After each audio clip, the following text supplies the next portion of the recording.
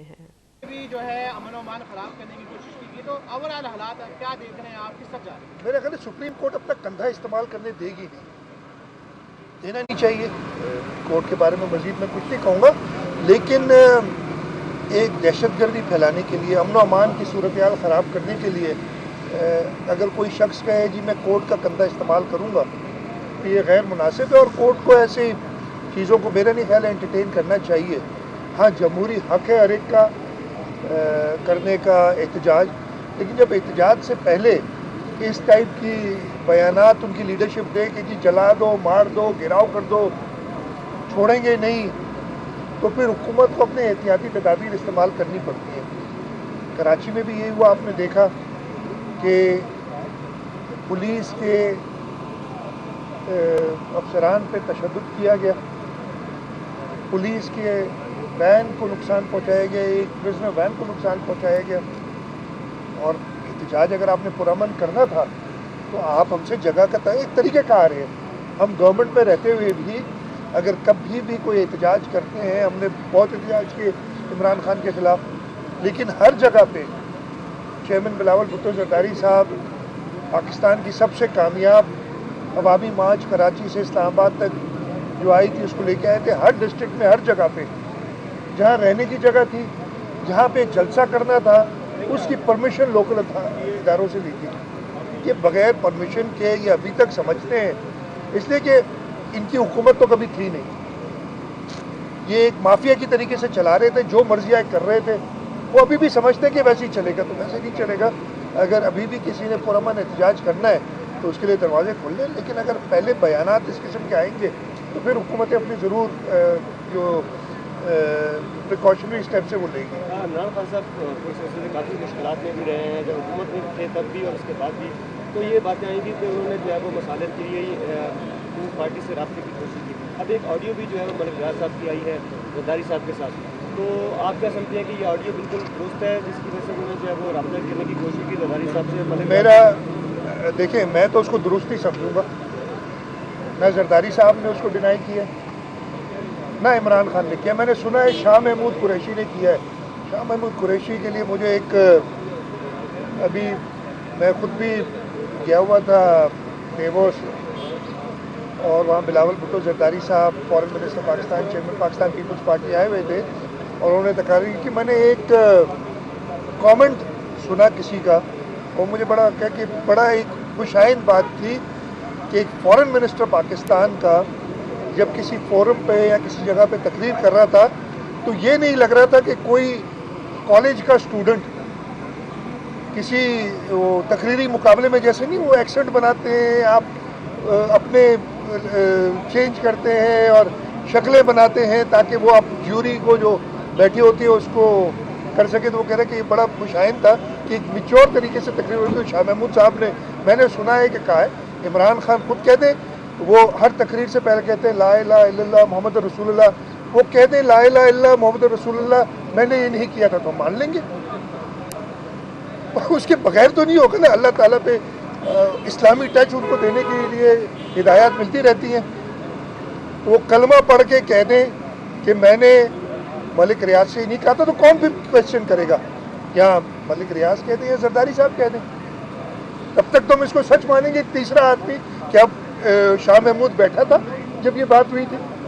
اگر شاہ محمود کو عمران نے کہا، عمران کلمہ پڑھ کے اس نے جھوٹ اور یو ٹرن کرنے کی، وہ خود کہتے ہیں یو ٹرن بری بات نہیں ہے، تو بعد میں پھر یو ٹرن لے لے گا، تو کلمہ پڑھ کے کہہ دے تو شاید لوگ یقین کر لیں۔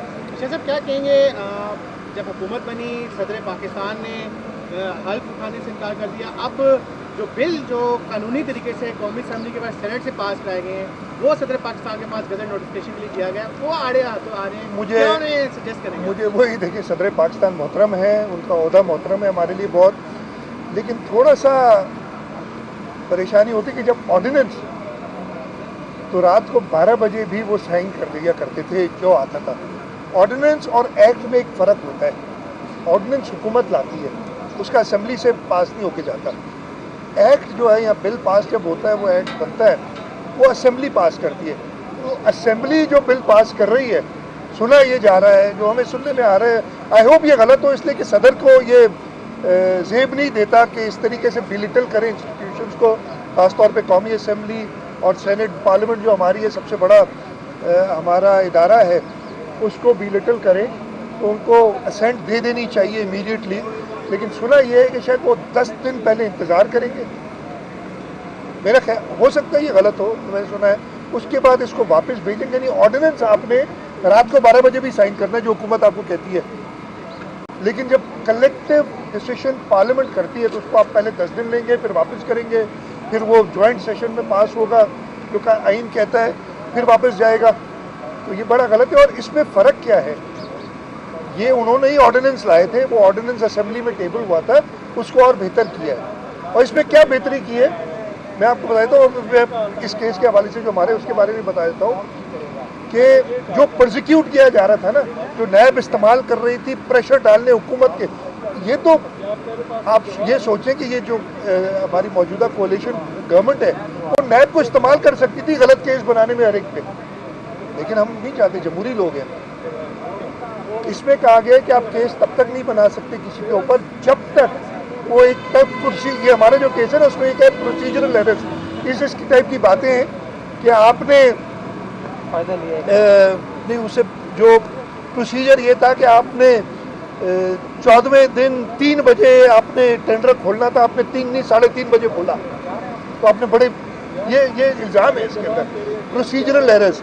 तो कहा यह गया है इस आईन कानून में कि प्रोसीजरल एरर तब माना जाएगा कि इसके पीछे कोई गलत बात है अगर उससे किसी ने कोई फ़ायदा लिया है। इस पूरे केस में ये जो नूरियाबाद वाला है आप उठा के देख लें, किसी एक जगह पे, किसी सरकारी अफसर पे, किसी पॉलिटिशियन पे, पॉलिटिशियन तो शायद मैं ही हूँ इसमें, बाकी सरकारी अफसरान हैं, 1 रुपए के लिए नहीं कहा गया। उनकी अपनी इंक्वायरी कभी कहीं नहीं कहती है कि 1 रुपया किसी ने कहीं लिया है। प्रोसीजरल एरर्स तो कानून में ये डाल दिया गया, वो प्रोसीजरल एरर्स को पकड़ के नैब जिसको चाहिए वो अंदर कर देती थी और बाद में उनको एम्बैरेसमेंट का मुजाहरा होता था जब कहते थे जज के जी ये बदनीयती पे शामिल है। लेकिन उससे पहले जैसे ये 15-20 हाजिरियाँ मैं खा चुका, अभी तो शुरू भी नहीं हुआ, तो 4, 5, 6 साल का इवन 10 साल का टॉर्चर हुआ करता था। और नैब मुसलसल उस टॉर्चर के जरिए, मुझे ये पता है कि नैब के अफसरान ने लोगों से ये कहा है कि जी हमें पता है ये केस नहीं बनता है, हमें पता है आपको सज़ा नहीं होगी, अगर हम आपको ट्रायल कोर्ट से सज़ा दिलवा भी दें तो हमें पता है कि हाई कोर्ट से आपको रिलीफ मिल जाएगा, क्विट हो जाएंगे, लेकिन कम से कम 5 साल ये केस चलेगा ट्रायल कोर्ट में। पहले तो 2 साल हम करेंगे इंक्वायरी, फिर 5 साल ये चलेगा ट्रायल कोर्ट में, फिर 2 साल चलेगा हाई कोर्ट में, तो 9-10 साल के पैसे हम आपसे ले रहे हैं, आप ये कर दें भैया, 10 साल आपकी बचत हो जाएगी। ये उनका तरीक़ाकार था। अब ये हुआ है कि जब बदनीयती पे कोर्ट कह देगी, और फिर हुआ ही है एंड में बदनीयती पे उनको कुछ नहीं होता था, अब उनको 5 साल की सज़ा होगी इंशाल्लाह। तो मैं ये बता रहा हूँ कि इस कानून के अंदर वही सारी चीज़ें हैं जो कि वो ऑर्डिनेंस के जरिए ऑलरेडी लेके आए थे।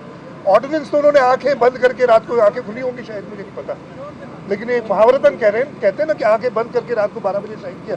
ये इसलिए अपने आईनी इख्तियार, यार आईनी इख्तियार इसलिए नहीं होता कि 10 दिन तुम्हें दिए गए तो 9 दिन 23 घंटे और 49 मिनट आप सोते रहे और 10वें घंटे पे आप साइन करेंगे जी वापस।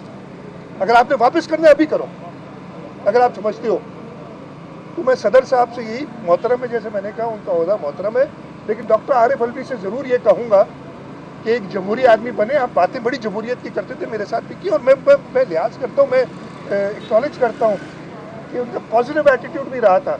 उस ज़माने में भी वो चाहते थे कि जी हुकूमत सिंध और फेडरल गवर्नमेंट बेहतरी के साथ चले, और मैं एक्नॉलेज करते खुश होता था उनकी बातों से। तो अभी तो अगर वो आइन देख भी लें तो प्रेसिडेंट जो है, जैसे गवर्नर सूबों के, मैं पहले भी कहता रहा हूँ, हमारे सूबे में तो आर्टिकल 105 होता है, फेडरल गवर्नमेंट का मुझे नहीं पता कॉन्स्टिट्यूशन का, वो सिर्फ वो चीज़ कर सकता है जो प्राइम मिनिस्टर उससे कहे। हाँ, उसको 10 दिन का टाइम है, एक बार वापस करेगा, पार्लियामेंट पास करेगी, उसने असेंट उसकी 10 दिन में दोबारा होगी। तो सिर्फ अपने इस मुल्क के अवाम को तारीखों पे डालना है कि जी मेरे पास 10 दिन का टाइम है, तो मैं 9 दिन 23 घंटे 49 मिनट सोऊंगा, और आखिरी मिनट में मैं वापस कर दूंगा। वापस करना है तो अभी करो, वैसे तो करना नहीं चाहिए। अगर वो साइन नहीं करते इसके बावजूद तो इसका क्या यार हाल तो मैंने आपको, कोई पावर नहीं है सदर का मेरे भाई। 9 घंटे 49 मिनट कितना 23 घंटे 49 मिनट तक रख सकते हैं।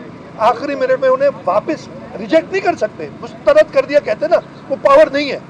वो वापस कर सकते हैं रिकंसिडरेशन के लिए। रिकंसिडरेशन में एक जॉइंट सेशन बैठता है जिसमें कौमी असेंबली और सेनेट साथ बैठती है। अगर वो उसको दोबारा पास कर दे, क्योंकि जब दोनों ऐवानों ने पास किया तो दोबारा पास हो जाएगा, सबको पता है, तो वापस सदर के पास जाते हैं और फिर इनके पास 10 दिन होते हैं, और 10 दिन में अगर वो असेंट नहीं देते तो 9 दिन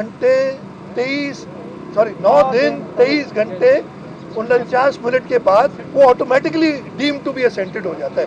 तो पावर इतना ही है, मतलब आपके पास सिर्फ ये पावर है कि 20 दिन आप चीज़ को लेट कर सकते हैं।